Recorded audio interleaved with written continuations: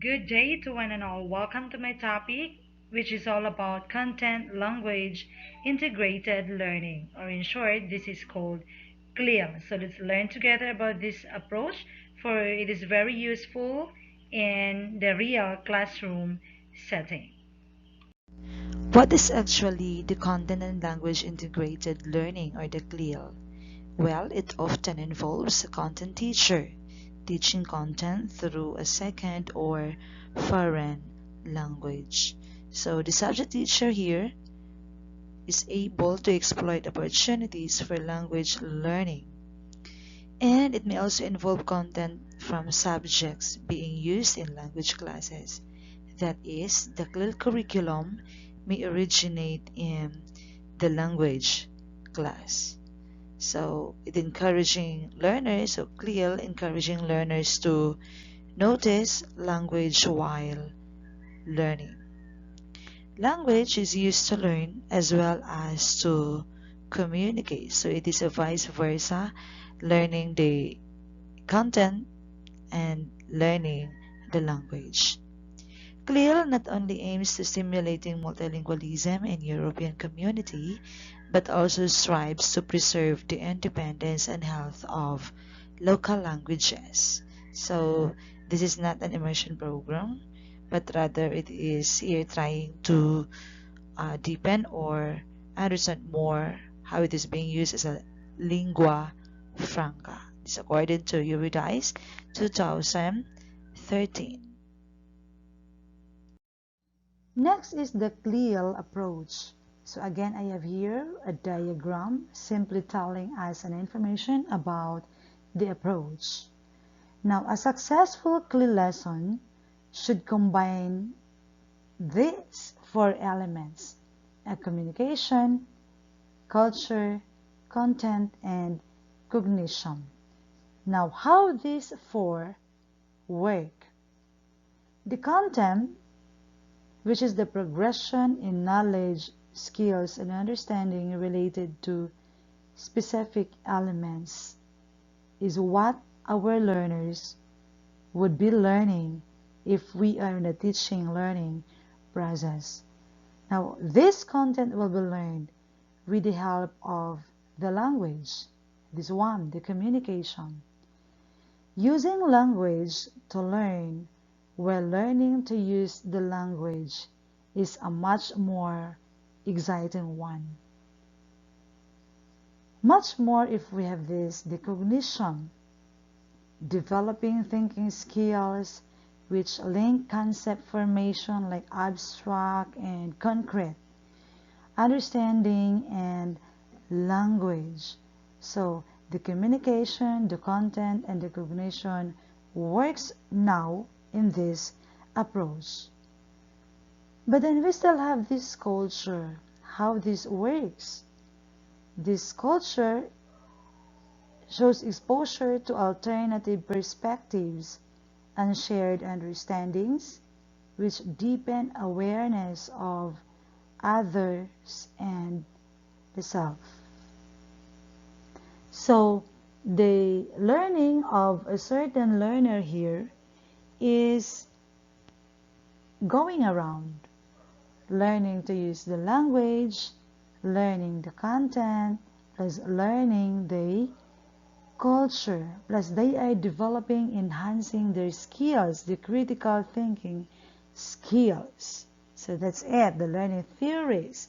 Language learning theories and intercultural learning are working together to really bring the learners up.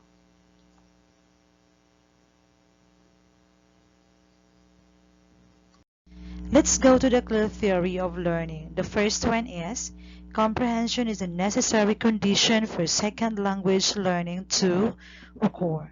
So in order to make it more comprehensible, it is then necessary to make adjustments on the ways how the learners is being taught, just like the slowing of rate or making use of another language to really deepen the understanding of the learner. Next is the negotiation of meaning plays an important role in understanding content. So it is a matter of unlocking the difficulties so that learners would really get the meaning or know on how the words are being used in a certain content. The third one is learning is facilitated by corrective feedback. So learners will easily understand, or the learners will really be able to learn if teachers would really give right away their feedback as to how the performances should be done. So it's a really huge help for the learners to learn right away. The fourth one is learning of both content and language is facilitated by dialogic talk. So it is indeed dialogic talk is a huge help for the learners to be able to learn both the content and the language at the same time. The fact that there will be an exchanging of ideas because of this dialogic talk. So there would be a more learnings happen because of this. Number 5 is prior knowledge plays an important role. Yeah, it's true. If the learners have prior knowledge, they would effectively engage themselves in a certain discussions, or they would be able to react or learn deeper the content and especially the language. The last one is scaffolded learning plays an important part. Yeah, it's true that it is very huge, very helpful that scaffolded will help the learnings take place. Moving on with the CLIL theory of language. So in CLIL, language plays a critical role. It holds that knowledge and culture are embedded in language, and accessing knowledge is not possible without using the language. So CLIL requires learners to use the language for different purposes. The first is to learn the language itself. Second, to learn the content. Third, to operate effectively in tasks and other classroom activities. Then, to connect thinking skills with the language, content, and language learning. So, the idea that language is a tool for learning and an object of learning actually originates from Vygotsky's ideas. And what I am presenting you now is a triptych, language triptych, which is the concept of coils. So I am using this to help us understand the theory of language of CLIL. So we have here language of learning, in which learners need to reflect on and analyze the language specific to the subject and thematic content they are learning. So example is building awareness of different genres and variations in language use. Next is language for learning. In this case, learners need the language to operate in the classroom setting effectively, and they need to understand and do classroom tasks using the language. Example, peer scaffolding, asking questions, and giving explanations. That's how language as a tool for learning use, according to Vygotsky, 1978 to 1986. Now let's go to language through learning. Learners here learn the language and content through active involvement and simultaneous use and reflection. So language through learning is predicated on the social-cultural tenet that learning cannot take place without the active involvement of language and thinking. So all of this are according to Coils, 2007. So the integrated nature of cognition, social interaction, and language use is the core idea in CLIL. Let's have the design of the CLIL. So since the focus of this CLIL is the holistic output of the learner, so both very general and more specific goals are given importance. Emphasize that an integration of content learning and language learning should seek to develop proficiency in using language, both the mastery of academic content and for the interpersonal communication. So the design for the production need to be subject oriented so that both content and language are recycled. Let's have the syllabus of CLIL. In CLIL courses, syllabuses will similarly depend on the approach to CLIL. The course is based on and whether it is designed for young learners, secondary school, or tertiary level learners. And it involves an extra focus on students' interest, peer cooperative work, and the fostering of critical thinking, among other methodologies. So the real potential of CLIL lies in the flexibility. It offers us an approach to produce the optimum conditions for languages learning across a wide range of teaching contexts. Now we have the learner roles. Learners have a central role in CLIL lessons. They actually being cooperative help set the content, language, and learning skills outcomes, and communicate more than the teachers who act as a facilitator. So in other words, it is a student-centered approach where teachers will just actually be a facilitator to the performances of the learners. So this is according to Anzenberger 2015.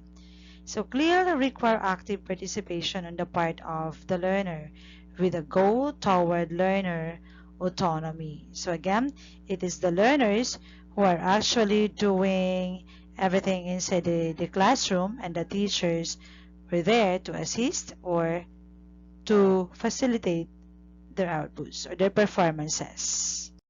Now we have the teacher roles. They are there in the CLIL approach to modify the language they use in teaching content through a second language. So to help the learners understand the content, the teachers can modify the language. So if not can be done with the first language, they can use the second language to really help the learners learn the content and at the same time the language. Next is to give additional support for comprehension as well as production. Yeah, it's true. The teacher were there to support the learner's comprehension. So during the discussions or during the peer cooperative work, the teacher could assess or support the learnings. Next is to facilitate dialogic and scaffolded instruction. Yeah, it's the teacher's role to stay at the center to facilitate the dialogic talk and the scaffolded instruction. So it's just a matter of facilitating what the learners are doing during the discussion or during the activity or performances. Next is to provide appropriate intervention and feedback. Yeah, it's again the job of the teacher, or it's the teacher's role to give intervention right away to learners so that they would really see whether they got a check on this or get a wrong on this. So there would be an immediate intervention and feedback to a certain scenario. Now we have the role of instructional materials. So the materials play a central role and may be specially designed materials, and it is used to teach content, subjects, and a variety of different forms of authentic materials. So material should also have a rich and meaningful and comprehensible content. So it should be specially designed in lessons so that the learners would really be encouraged and would be interested in learning, especially that the target here for the CLIL is both the content and the language. So there will be an effective and a meaningful learnings here if the materials would really support the learnings at that day. Going forward to the types of learning and teaching activities. So the CLIL approach involves an extra focus on student interests, peer cooperative work, and the fostering of critical thinking, among other methodological strategies. So it is really the intention here to get the students' interest, to let them be engaged in a certain activities in a classroom, working with a group. And with this, they could be able to develop, enhance their critical thinking skills. Now we have the contemporary models of CLIL. So the first here is focusing on the primary school, ages 5 to 12. So there are three models here. Preparation for a long-term CLIL program, the development of key concepts and learning autonomy, and the last one is confidence building and introduction to key concepts. So the primary school is different from the other year level. We have the contemporary models of CLIL for the secondary level. So there are 5 of them. The first one is a dual school education. So the focus here is dual, in which an additional language is used for teaching of both content and language. The second one is bilingual education. So the CLIL approach involves learning about another subject while simultaneously learning the target foreign language. So there is the integrated learning. The third one is the interdisciplinary module approach. So it relies on a multiple content working together to develop student knowledge, problem-solving skills, self-confidence, self-efficacy, or even a passion for learning, while students learn various learning styles, diverse backgrounds, interests, talents, backgrounds, and values. The fourth one is the language-based project. So it allows a child or a learner to demonstrate his or her capabilities while working independently through doing research. So we're project based. And the last one, of course, is a specific domain vocational CLIL. So all of these are the models of the secondary level. Going forward to the procedure and conclusion. Now let's have the procedure first. Content driven. The procedures typically used to teach subject matter in a content class are used, with appropriate adjustments according to the learner's level of language proficiency. So in language-driven, procedures more typically used in language courses might be used. So that is why, as I presented a while ago, the models of the CLIL, there are separate models for primary and for secondary, and that is for the content driven. It is to adjust the level of language proficiency of the learners. That's the procedure of the CLIL. So let's go to the conclusion. So CLIL raised important issues for both teachers and learners. Critics have noted that most language teachers have been trained to teach language as a skill rather than to teach a content subject.